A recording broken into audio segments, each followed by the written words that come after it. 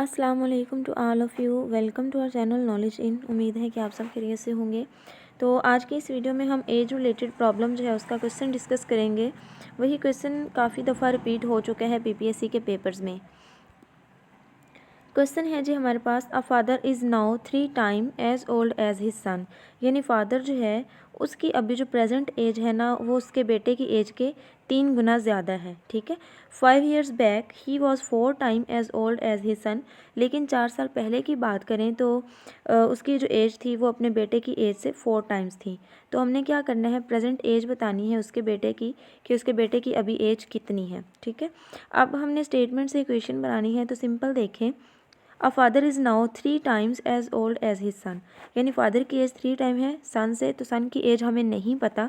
तो सन की एज जो है ना, सन की एज उसे हम लेट कर लेते हैं कि वो है एक्स। ठीक है। और फादर की एज जो है वो सन की एज के 3 टाइम्स है, तो फादर की एज जो है वो हम लेट कर लेते हैं जी 3x। ठीक है। यानी x की एज के 3 गुना ज़्यादा जो है वो किसकी एज है, फादर की एज है। ये हो गई फादर की age. 5 years back, 5 years back का मतलब होता है -5 हम करेंगे। तो ये इक्वेशन हमारे पास बनेगी x - 5, यानी 5 years back is equal to 3x - 5। ठीक है। तो 5 years बैक वो कह रहे हैं कि he was 4 time as old as his son. यानी फादर जो था उसकी एज उसके सन की एज के 4 टाइम ज़्यादा थी 5 साल पहले। तो इसका मतलब 4 जो है वो हम सन की एज के साथ लगाएंगे। यहाँ पे स्टूडेंट्स जो हैं वो मिस्टेक कर जाते हैं, उन्हें ये समझ नहीं आ रही होती कि हमने ये कहाँ पे लिखना है।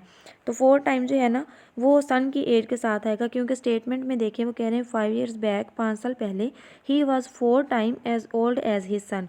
यानी उसके सन की जो एज थी उससे 4 गुना ज़्यादा उसके बाप की एज थी। यानी यहाँ पे अगर हम 4 लगाएंगे तो इसकी जो वैल्यू आएगी वो इसके 4 गुना बनेगी। ठीक है। तो प्रेजेंट एज हमने क्या निकाली, हम 4 को मल्टीप्लाई करेंगे 4x - 20। ठीक है। और ये आ गया 3x - 5। अब हम सेम वैल्यूज़ जो हैं उनको एक साइड पे कर लेते हैं।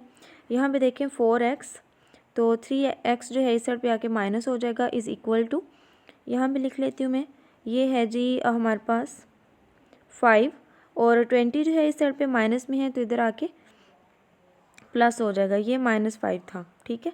अब यहाँ पे देखिए 4x में से 3x बाकी x, और यहाँ पे 20 में से 5 बाकी 15।